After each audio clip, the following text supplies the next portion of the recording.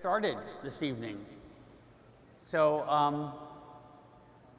why don't we begin with something that I would like to do, which is just to arrive in the moment. Let's all take a deep breath in and let it out. You're all here because you have an opportunity in front of you to maximize whatever you're doing and make it work for you.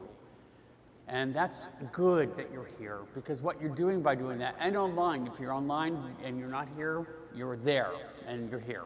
It's all at the same time.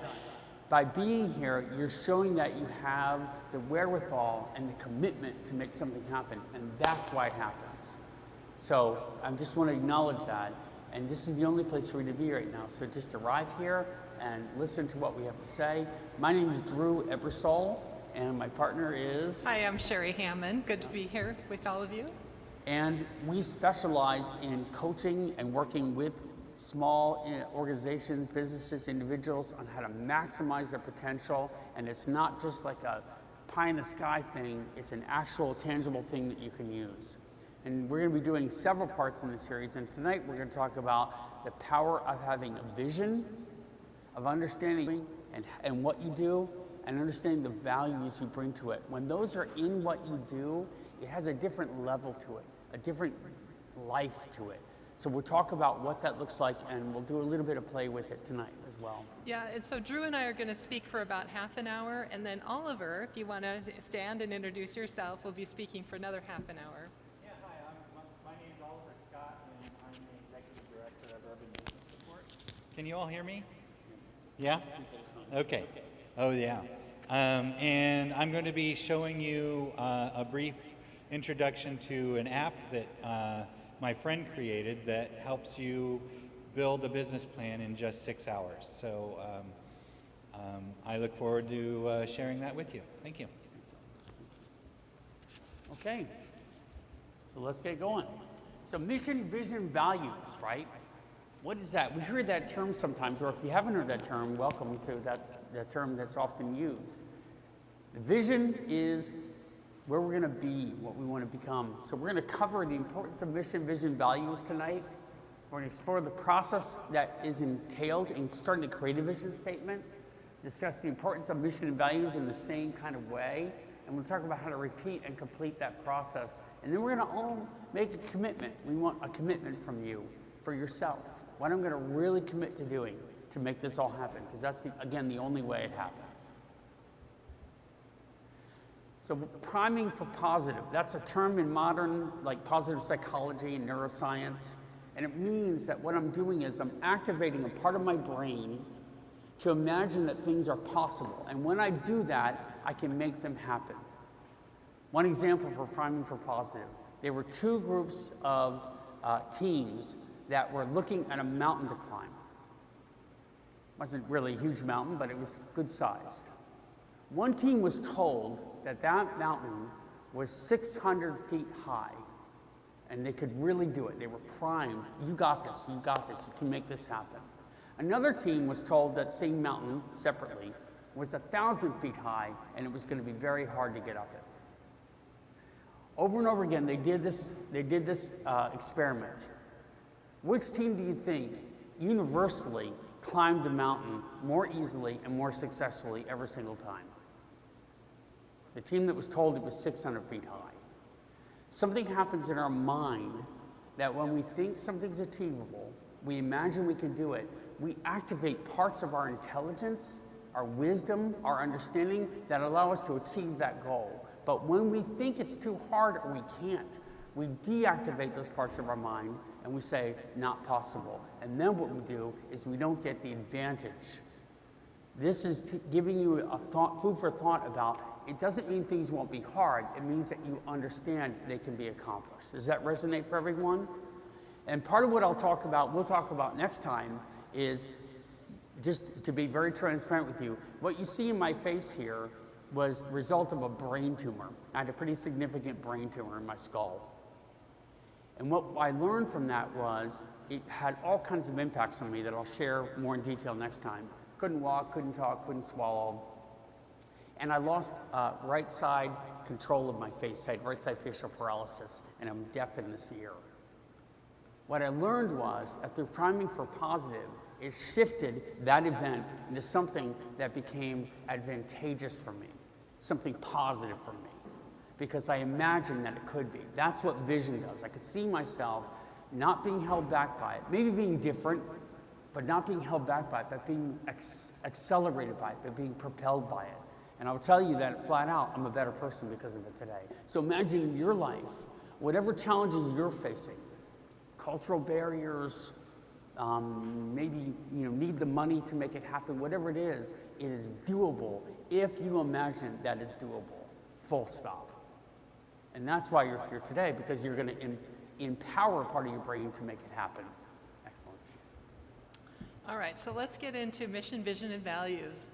We wanted to share with you a model. This is from Jim Collins. He wrote the book Good to Great. And what he did is he studied thousands of different companies, and some of them were good, and some of them were actually great, really thriving. And so what he went to study is, what is the difference in these companies that are good, and what is it that makes them great?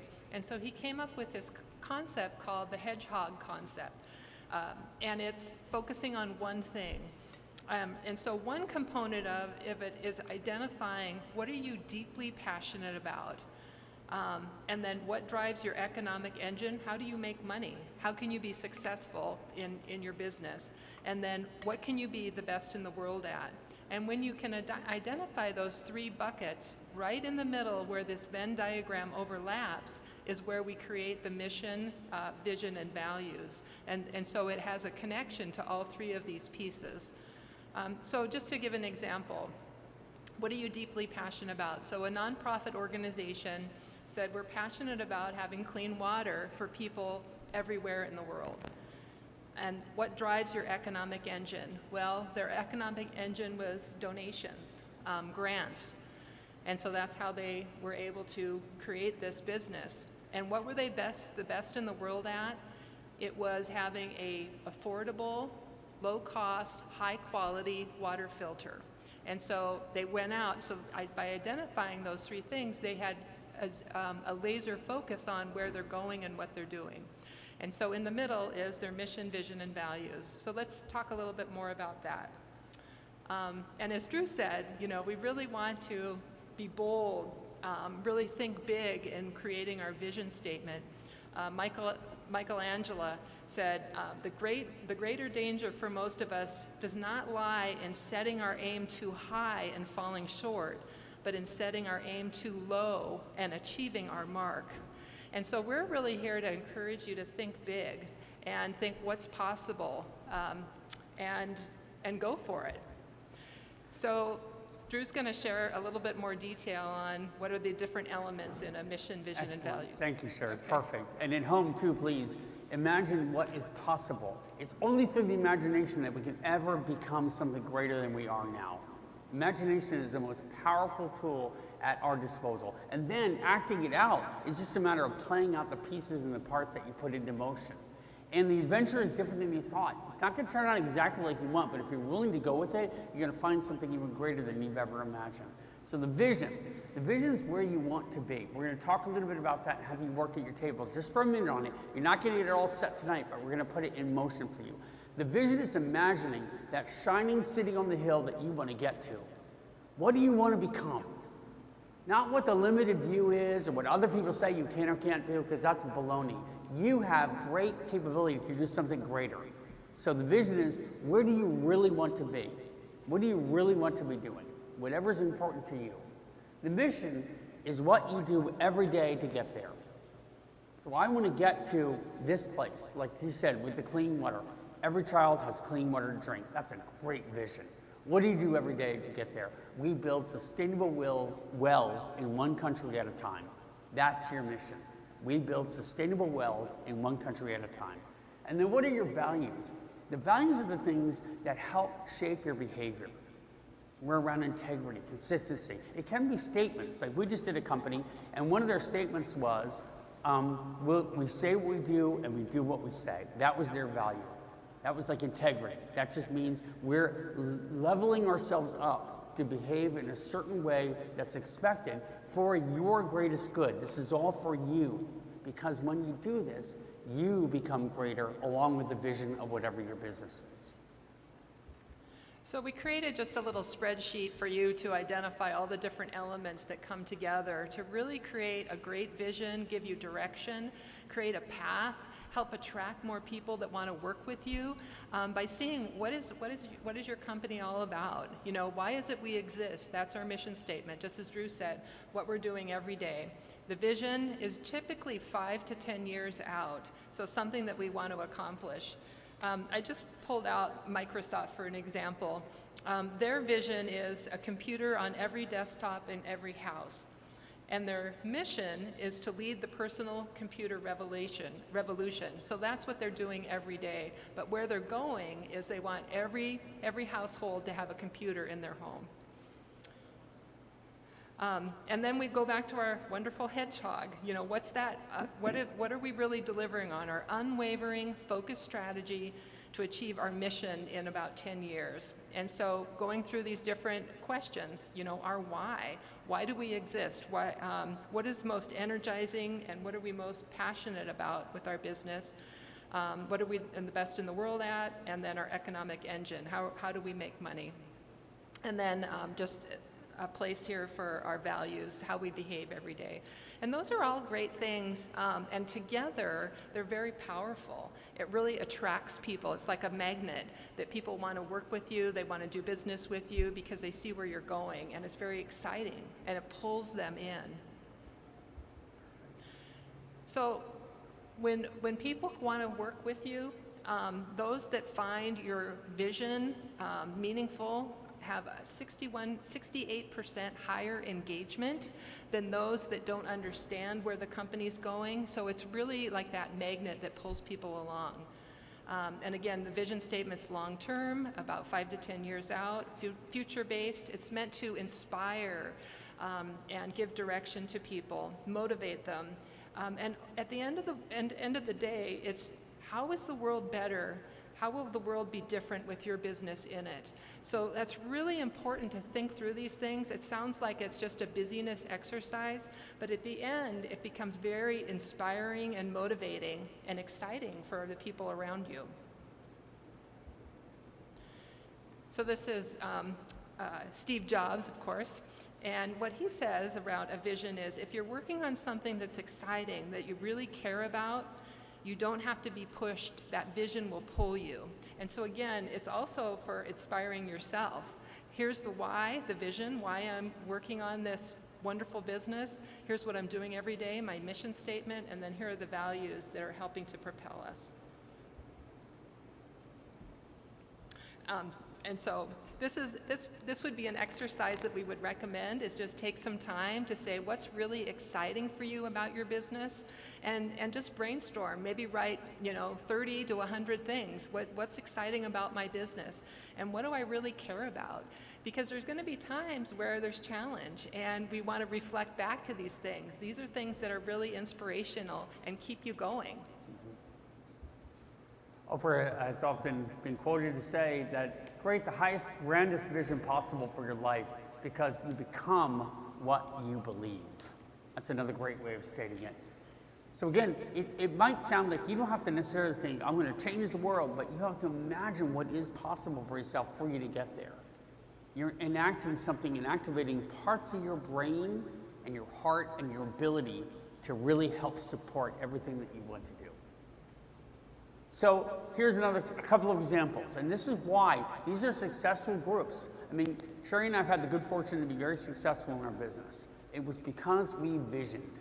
We saw what was possible first. So Habitat for Humanity, a world where everyone has a decent place to live. They should be clean, you should grab them, you should understand them easily, something you can repeat and live with every single day.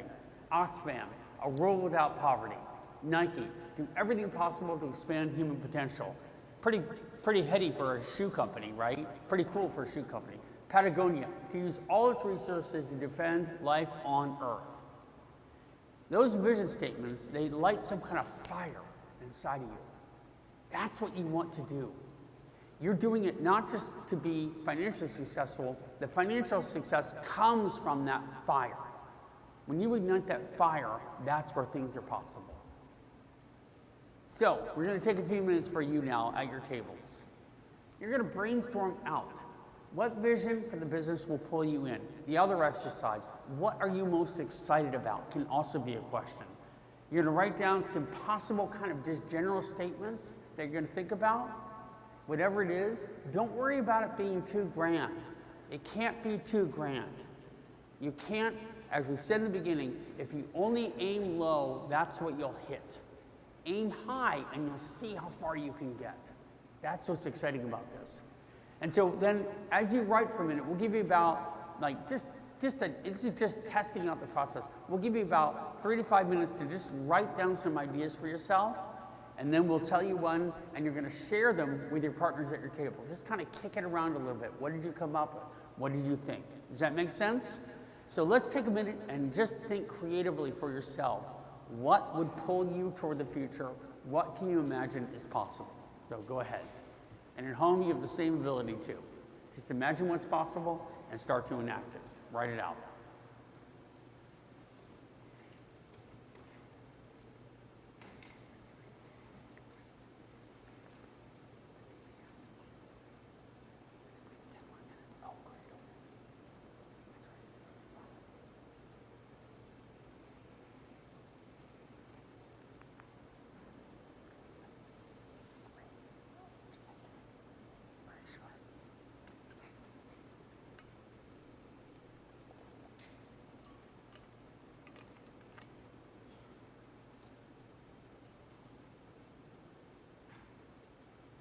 Again, think what your business wants to be, what you want to achieve with it.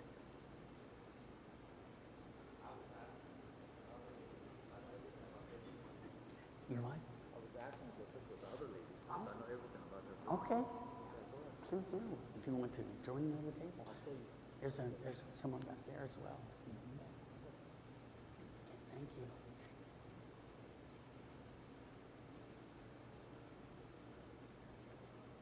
Again, you're just beginning this process, so you'll go through it more. Just tease out the ideas. What lights up your soul?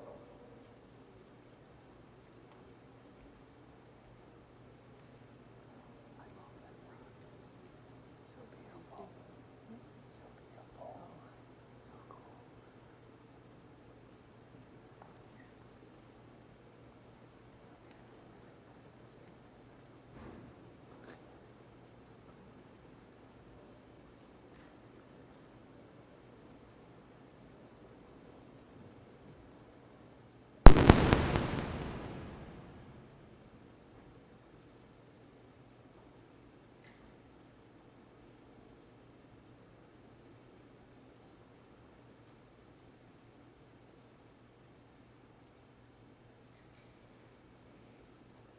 So we'll just do like 1 more minute on what your possible statements are, and then we're going to have you start to share them with your partners, okay?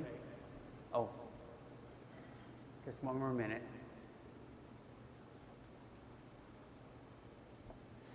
And if you're ready, then you can start the dialogue with those at your table. You're just kicking it around. You're just hearing each other's statements. You're saying them out loud, whatever they might be. So go ahead and share at your table if you're ready. What did you hear? What are you hearing?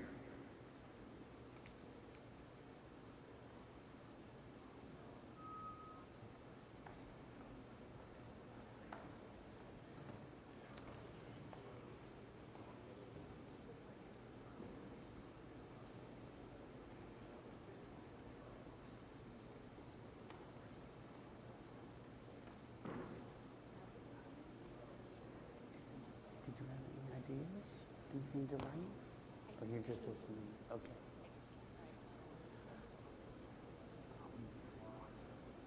Turn my microphone off.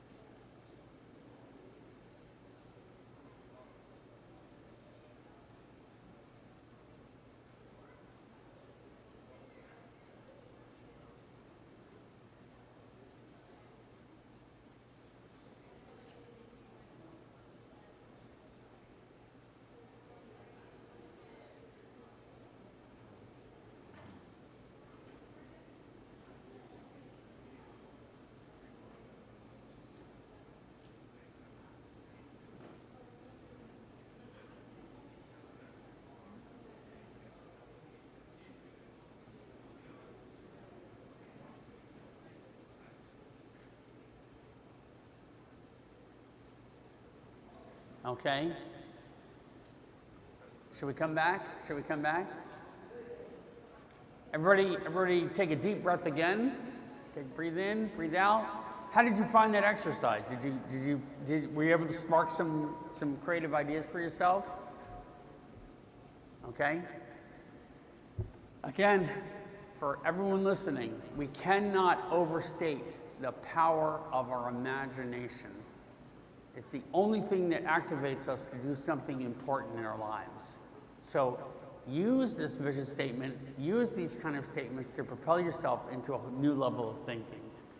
And just to add, this is very iterative. It takes, several times before you land on exactly what you want. Oh, yeah. We encourage you to, invite more people in to the conversation and add their ideas. And look for maybe even a similar type business. What are their vision statements? That can also give you ideas on, what are other people doing and how is mine special? How is mine different? Because it's a differentiator you're looking for. Perfect. And as Sherry said, you're not going to get it today. What you're doing is starting a process for yourselves. The same is true with the mission statement, right? This is what you do every day toward achieving that vision. So I was kind of having a conversation back there, someone imagined that the people she were caring for were safe and felt wonderful and whole, right? Great vision to have. Great vision to have. So what's the mission, what you do every day? I show up and I give X. I do Y. For what outcome? Whatever it is that your business is, I create art to enrich lives. That's what I'm doing every day. I'm helping enrich souls. It's not too grandiose to imagine that that's possible at all.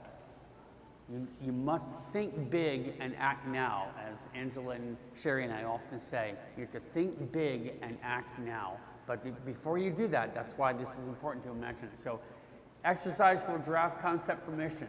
The same kind of thing. You'll probably have access to these slides so you can look at it, but who do you serve? What do you do best? What makes you unique? What makes you unique? What makes you special? Do you have certain special talents, abilities that are going to enrich the world? How does that align with your vision? How does that line up? You want this all to line up. You want to imagine it's possible.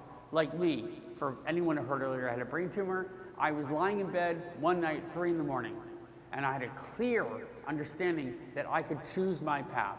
One was, I had an application in my hand for disability, because I speak and I talk a lot, and at the time I couldn't even speak. The other was, I can turn this into something incredibly good and positive that'll enhance my business and my connections with people, because I can be vulnerable and real with what happened. The choice was mine. The vision was mine to set it into motion. If I chose that pathway, what I become is basically disabled. But if I choose the pathway that I can become greater than that, then that is what I become. And I'm standing here today speaking in front of people, even though it's hard and difficult sometimes with a face that's not quite working right. I became that. I became greater because of what had happened to me. That's a vision right there. The vision was, oh yeah, I'll make this work. I can do this. And that's why it worked. So, mission, same thing. Same kind of exercises. Then we'll do values. Oh, Sherry, go ahead. I just wanted to give an example of how you might align your mission to your vision. So this is Google. So Google's vision is we provide access to the world's information in one click. Their mission, what they do every day, is they organize the world's information and make it universally accessible and useful. So that's what they're doing every day towards that vision of one click to get information. Beautiful. And then, of course, we have the values, and we have an exercise for that too. How do you conduct yourselves, and who do you believe you are? How do values support and guide you in your services? Like, some can be to make a meaningful connection with every person that I serve. That's a great value. Why? Because every person's going to feel that, and they're going to sense that, and they're going to build trust with you, right? Make that your value. What do you value every day? They set expectations for how you behave with each other and your customers. That it's important to have these words. So many of us follow wonderful traditions, wonderful opportunities, and they're laid out for us, and we live into them and we become them. The same is true for your business. You're going to apply the same philosophy for your business. And again, I want to just add some examples of what values might look like. So oftentimes it's like integrity or accountability or kindness, respectfulness, things like that. And we've also seen some businesses pick, we want to have fun. You know, we want to, you know, enjoy what we're doing. And those, again, are things that pull people in that want to be part of your business and want to be part of your team. Wonderful. So again, to recap, vision, mission, values, this is how you build that house, build that structure, where you want to be, what you do to get there, and how you do it every day. Yeah. And so we've gone through a lot of different pieces here today, and as we were saying, it's very iterative. It'll take you know, a few times before you land on the right elements. But what we encourage you to do is share these ideas with the people around you, maybe your family, with people that are on your team, and then encourage them to, you know, which ones do you like? You know, maybe allow them to vote on, you know, what's the best vision. Because it's really fun to just get a different perspective on where you're going and how things ring true to others around you. I just wanted to add in too, so where we're sitting right now, this was a vision. Somebody imagined that it was possible for your MAYF group to be here and be successful, for this place to exist, for our community, for everyone. And because there was that vision, it happened exactly like that. If there was no vision for it, it really wouldn't have happened. You might have stumbled into it, maybe, but the grand vision allows it to be possible. So just imagine you're setting out the vision. Doesn't mean you're going to be there tomorrow necessarily, but I swear to you that you will be there. I promise you, you can be there. If first you ignite your imagination to get there. So, what are you going to commit to from seeing this presentation today? Take a second and write down one thing you were going to commit to doing because of what you saw us speak about today. And Oliver's going to expand on that too, but just take a second and write it down. I will commit to X. I will commit to Y. Just take 30 seconds right now and just write down what you're going to commit to doing.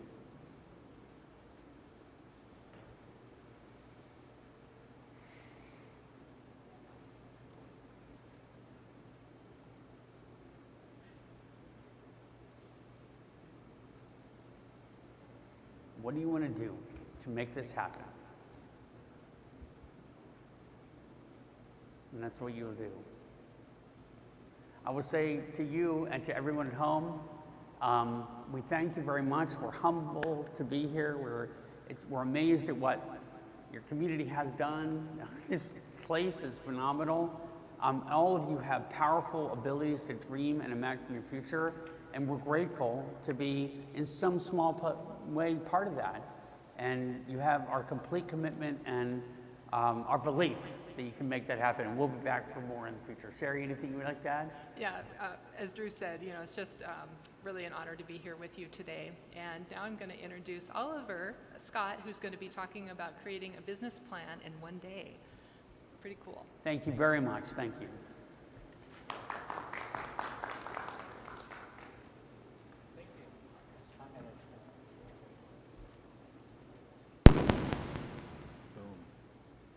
Well, hello, everyone. As they mentioned, my name's Oliver Scott. I'm the Executive Director of Urban Business Support. And our vision is development without displacement. We want to protect the livelihoods of small business owners in gentrifying neighborhoods. We do that through our mission, which is to provide business plan training and financial resources to businesses that are in these developing communities. I mentioned that a friend of mine came to me when I was the director of a microlending organization in Oakland, California, and he had this idea of creating an app that would teach folks how to make a business plan.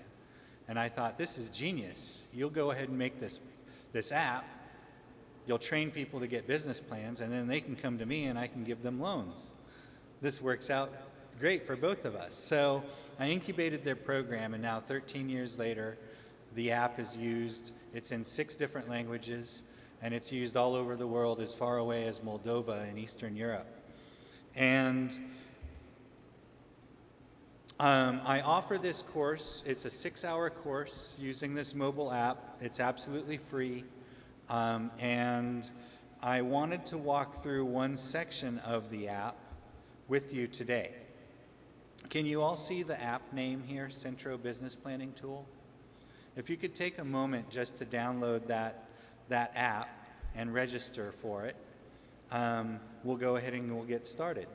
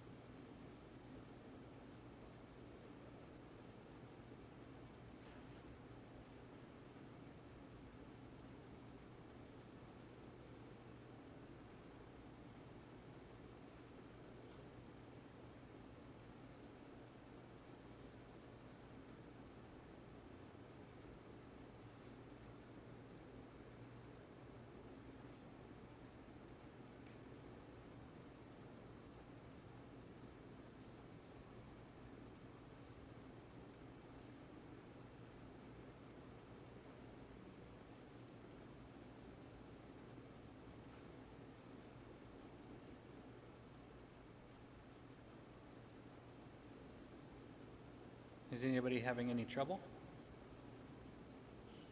I'm sorry? Oh, we have Wi-Fi.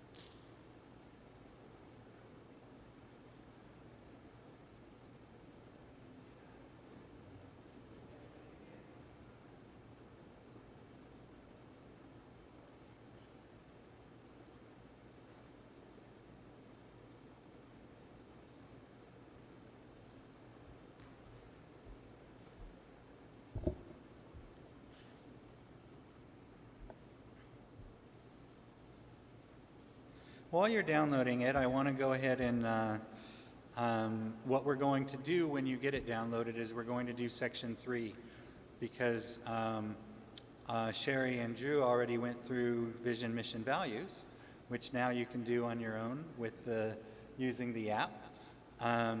What it will do is just as they were doing, it'll walk you through a series of questions that you answer and will help you drive toward your vision, mission, and values and what those are. What we're going to do is we're going to do section 3, which is market analysis. And what I wanted to touch on today are 3 different aspects of market analysis. The first is industry trends. Industry trends are identifying what industry you're in and what's happening in the world that will affect your business. And you can think about these in a number of different areas. First would be social. Are there cultural trends that are happening that might affect your business at all? If we take an example of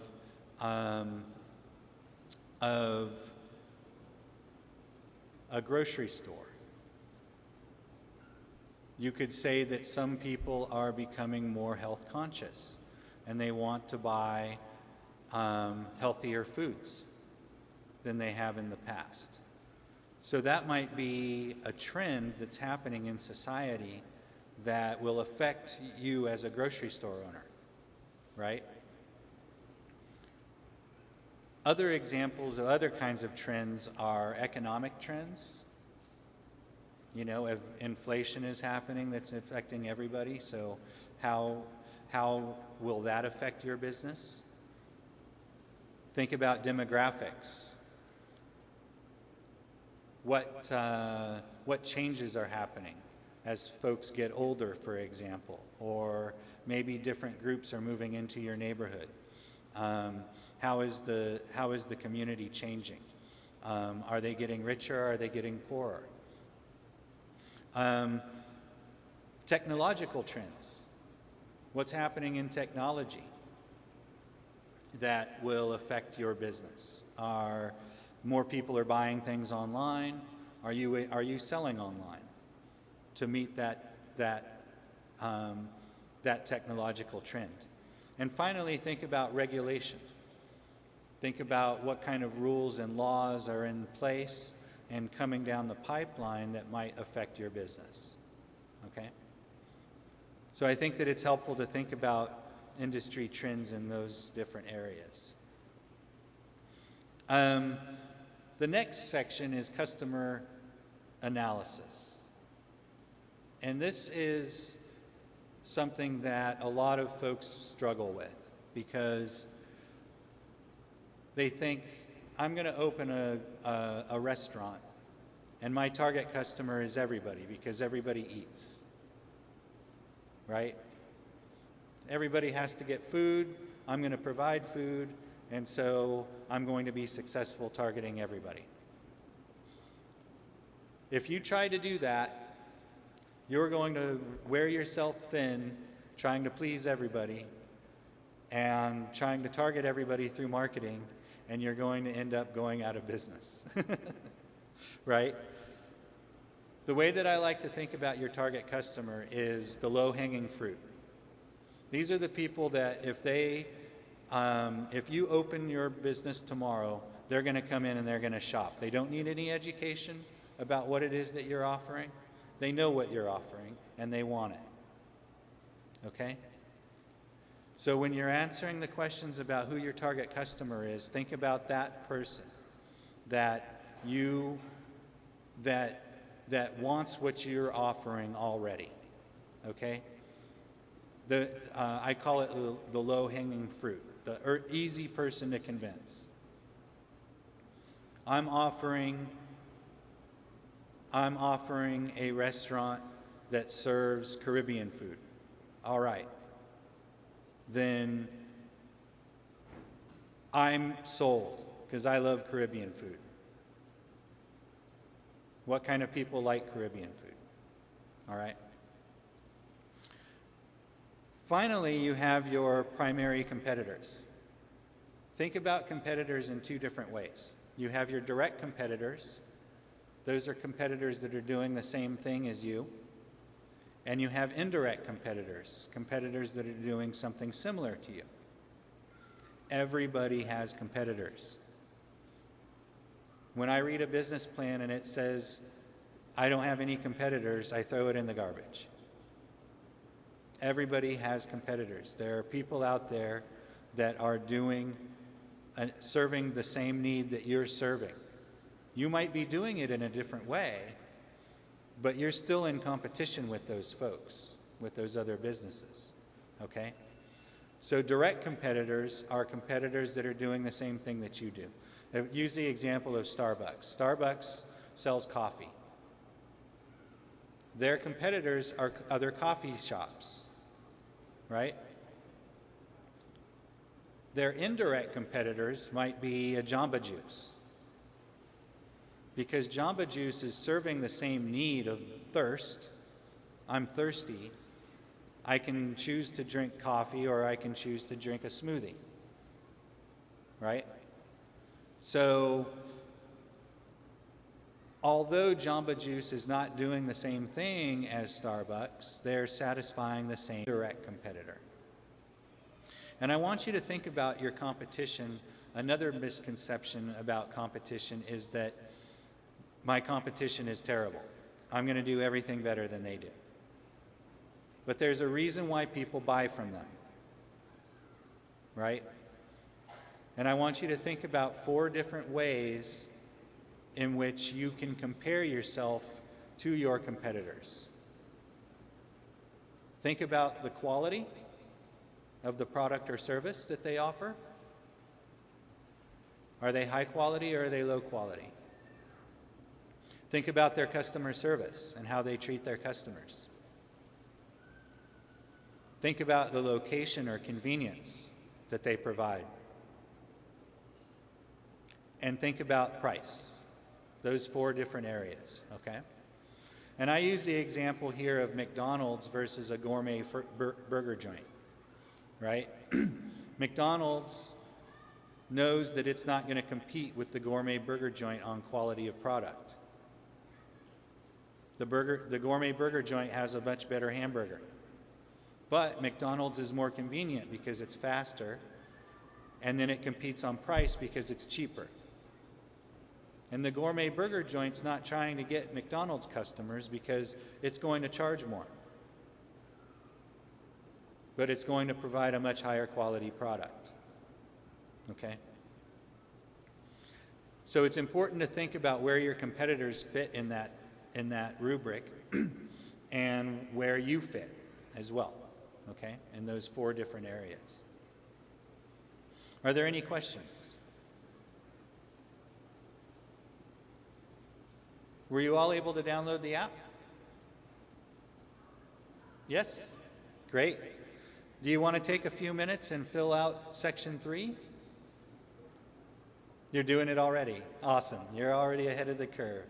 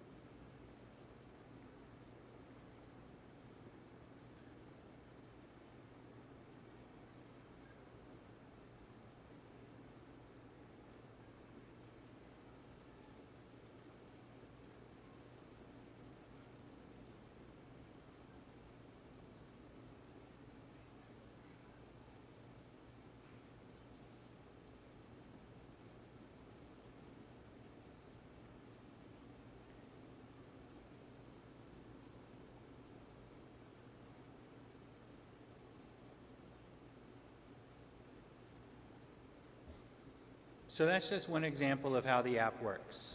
It's mostly point and click. At the end of the day, you get a basic business plan. When you're done with it, you'll see at the bottom it says, "Send me my business plan."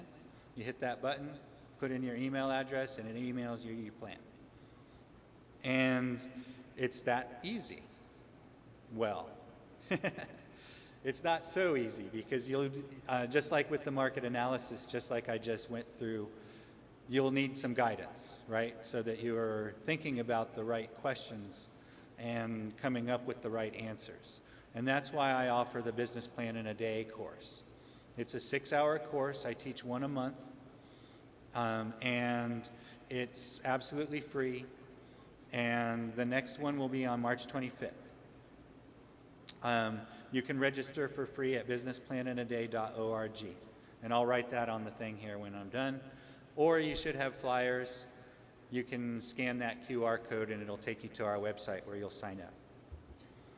I also wanted to let you know about our entrepreneurship program because I'm really excited about it. We have a brand new $5,000 grant program.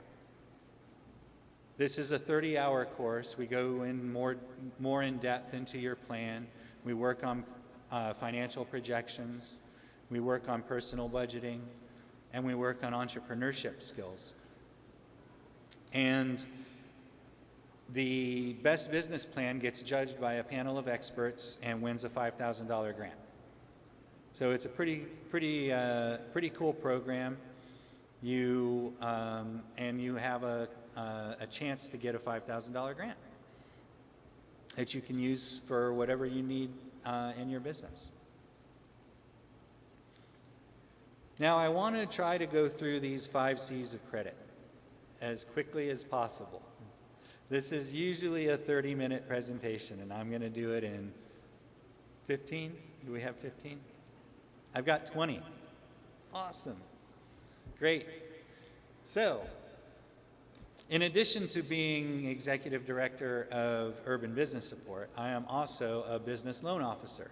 And I have been a business loan officer for the last 13 years.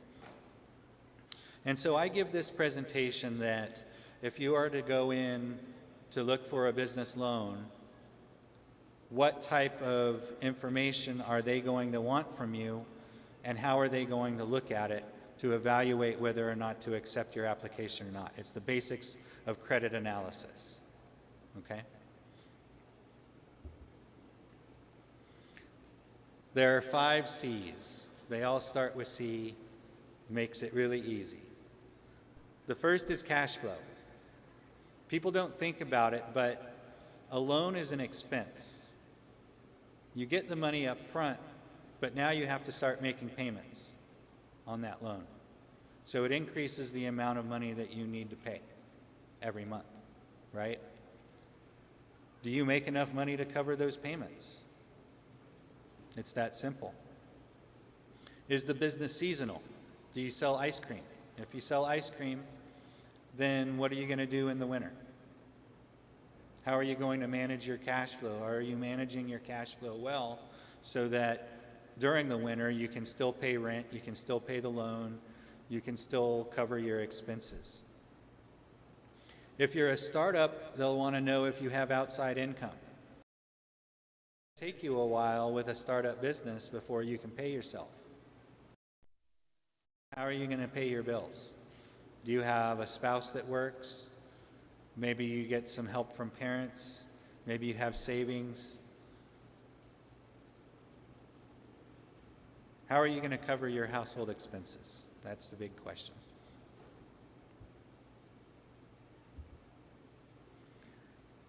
The second C is collateral. How will the lender make up for a loss if you don't repay the loan? We lend you the money, for whatever reason you can't pay it back. Collateral is what we can take and sell so that we can make up for that loss that we just incurred. The most common is real estate, right? Whether you're purchasing a business location or if you're not purchasing a business location, then a lot of people use their own home, right? They'll get a line of credit on their home, or they'll get a second mortgage, or they'll get an SBA loan, which will put a lien on your house as well.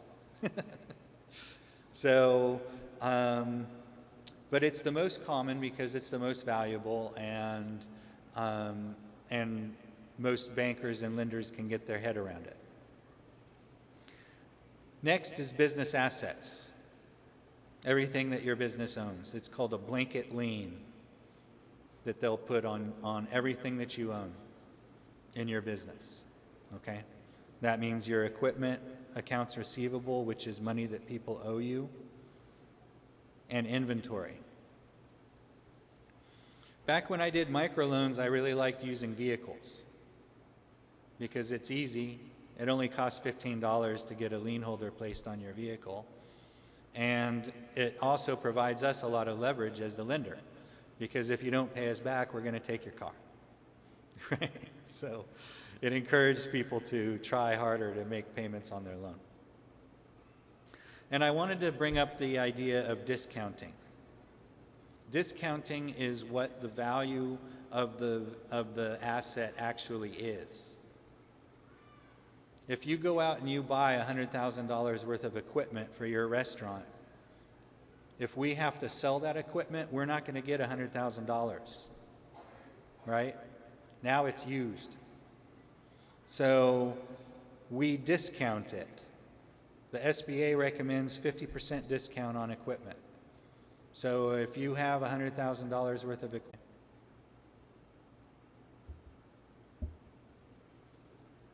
The third C is character. This is where your credit score comes in, your credit history. I like to make the distinction between credit score and credit history because it's one of the things that drives me to be a lender, is that, and to be a lender at Red Canoe Credit Union where I work. And that is that we don't just look at your credit score and say no. We look at your credit history. Why is your credit score low? Did you get sick, lose your job, struggle to pay your bills for a couple of months until you got a new job? That's something that I can see in the credit report. Or are you somebody that just doesn't pay your bills? I can see all of that in the credit report, right? So be honest and be upfront. If you have a bankruptcy, let me know. If you have things in collections, let me know. If I can't trust you to be honest with me about your credit or anything else in the credit application, in the loan application, then why should I trust you with my money? Right? Also, part of character is whether the borrower can be successful. It's very popular nowadays to say that anybody can be a small business owner, but being a small business owner is really hard. It takes a lot of guts, right? Do you have the entrepreneurship and leadership skills that are necessary to make this business successful? I say equity injection on there, which is jargon for investment. Do you have people that have invested in your business? Have you invested in your business? Do you have friends, family, and other investors that believe in you and believe in your business and in your business idea and have injected money into your business?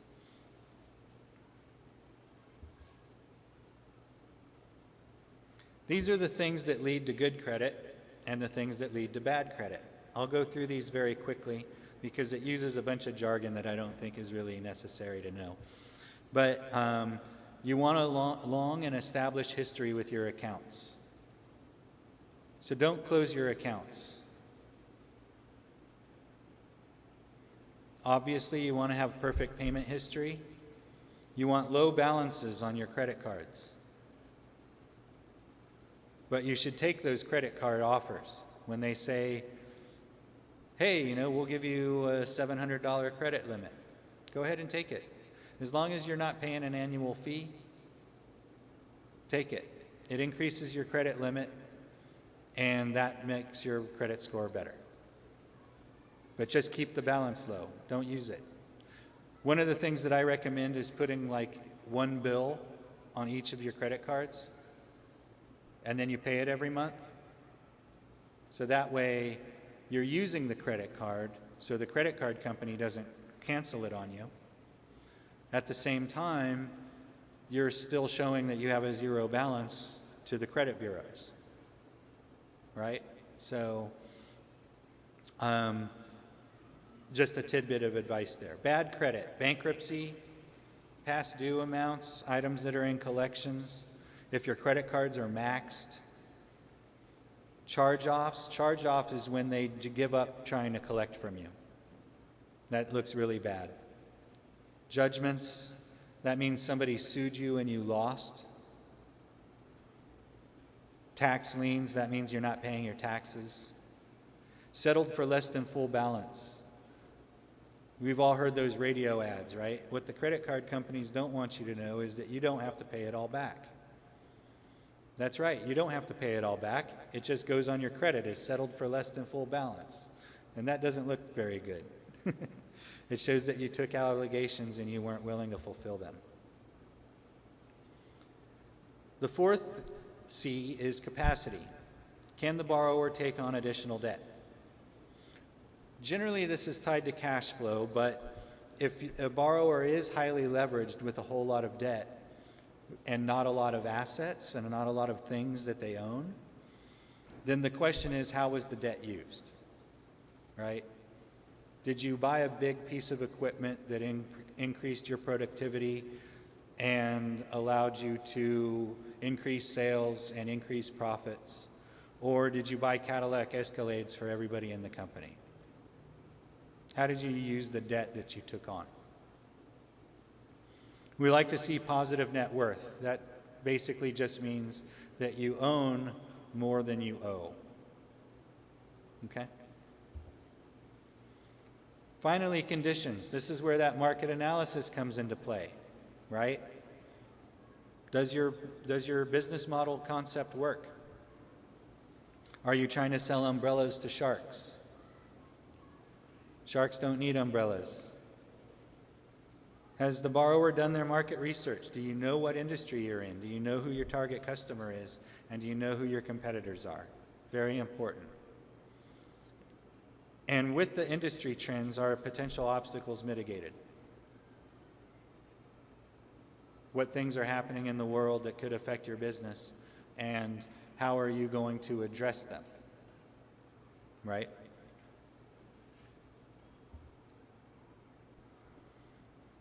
And that is all that I have for you today. Those are the 5 C's of credit.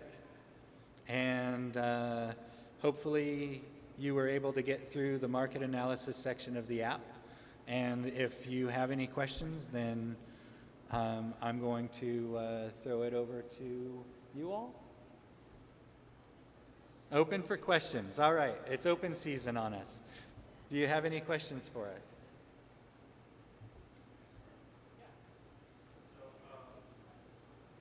Okay.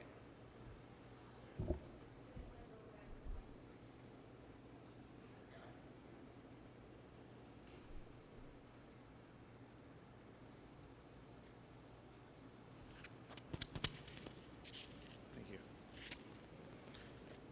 All right. First of all, thank you so much for the presentation. Highly recommended, and I feel like the people that I would recommend this presentation to are selective from my circle. For example, my mom wants to open her bakery shop. 100%, go set your vision and your mission. But for the rest of my circle and most of the people that I know who want to play around with the idea of having their own business, yet not willing or not ready to commit to, like, let's get it straight, solid down, but let me start playing around with the idea. Let me see some money before I go all in. What do you recommend the path for that part or that smaller group? I believe in baby steps. Especially, you mentioned a bakery, right? You don't want to start paying rent on a bakery until you've got customers lined up, right? So that markets, fairs, selling your product, and so that you get a following of people that say, I really love your baked goods. I want to go to your store and buy some, right? When are you opening? When are you opening? When are you opening? When you hear those things from enough people, that's when you open up the doors, right? And the good thing about that is that's something that you can do on the side. You know, you can have a job and do the baked goods on the side until you have that gathering.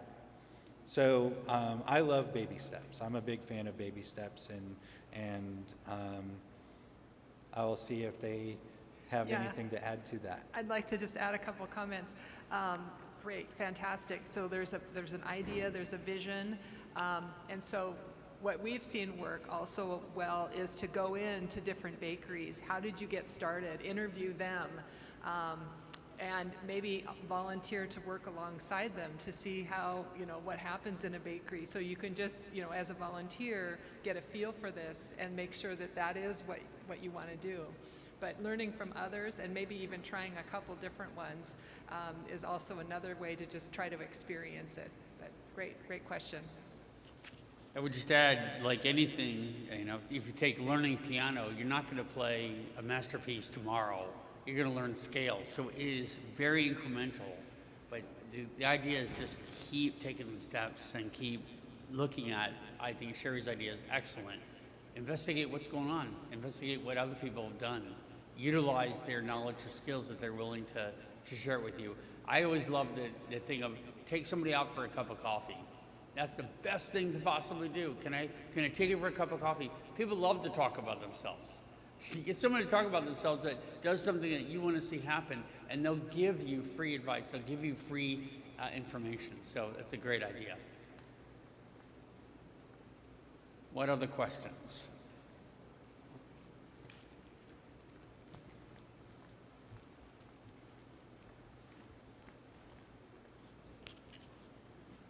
It's just a general knowledge question on the topic of credit score and credit history. For someone, for example, if they've been paying the balance in full every month, but then just a couple times they either pay the minimum or statement balance, how does that impact their overall credit score or history? Is it like a big impact, something they can easily come back from, or does it require a lot more work than that? So let me make sure that I heard you correctly because it's kind of low over here. Are you asking if you don't make the minimum payment? So if you make the minimum or statement payment instead of the full balance. Got it. Yeah. The rule is 30%. If you're over 30% of your credit limit, then it's going to really impact your score. As low as possible, as close to zero as possible for the highest score, but if you get over 30%, then you're in trouble with the credit card. With the credit bureaus, right? They're really going to ding you at that 30% mark. Thank you. No problem.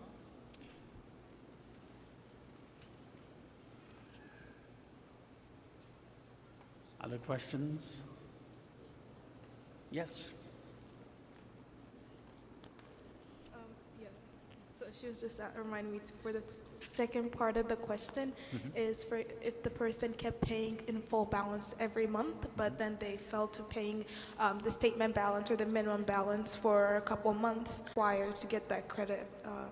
Keep making the payments. That's really the only way that you can recoup, what happened.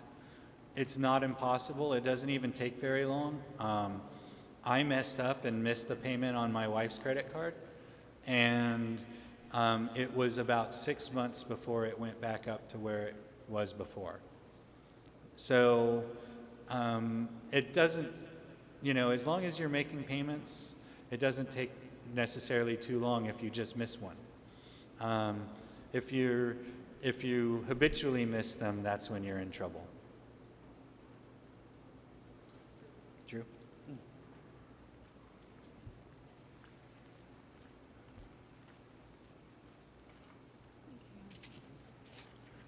Would you elaborate on the loans and if it does involve interest?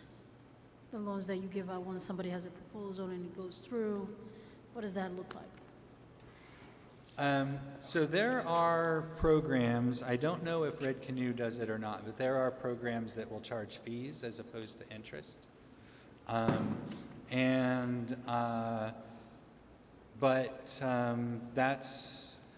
It's meant for the Muslim community. I believe there's an organization called Business Impact Northwest that does do that, if you've not heard of them. That they have a program that specifically does that.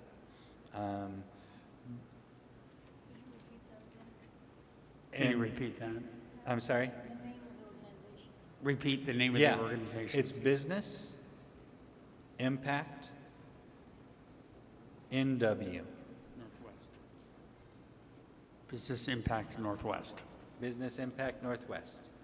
Assuming you don't know what the fee they charge is for, that's something. Do you know the fee? I don't know the fee. But your loans are mainly. Our interest, yes. We do allow pay down of interest, so with higher fees. Whether or not Red Canoe Credit Union will go down to zero, I don't know.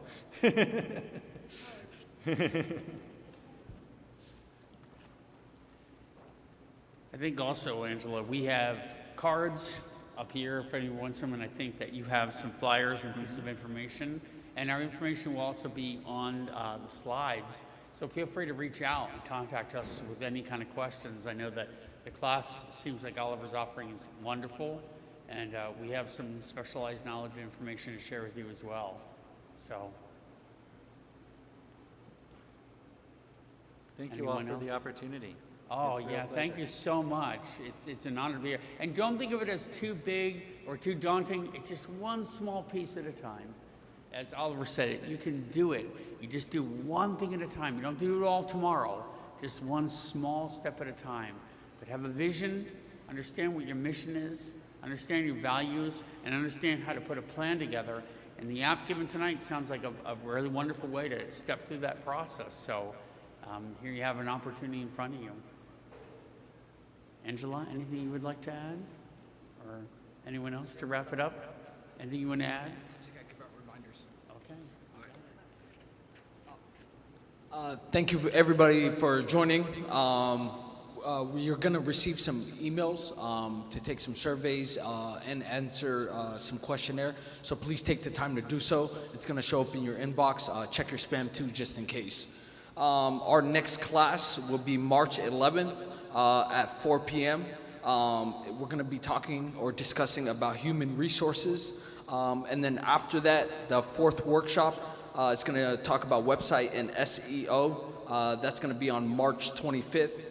And then the fifth workshop is going to be April 1st. So that's it for the small business stuff. We have snacks also in the corner. Don't forget to take some because we got more than what we need. So we got water, cheese Danish, muffins, cookies, and some snacks for you to take home. Hold on, we're having some technical difficulties. And then right after this event, sorry, I didn't pull this up. We're gonna have another one that starts at 6 p.m. Today. The first part's gonna be an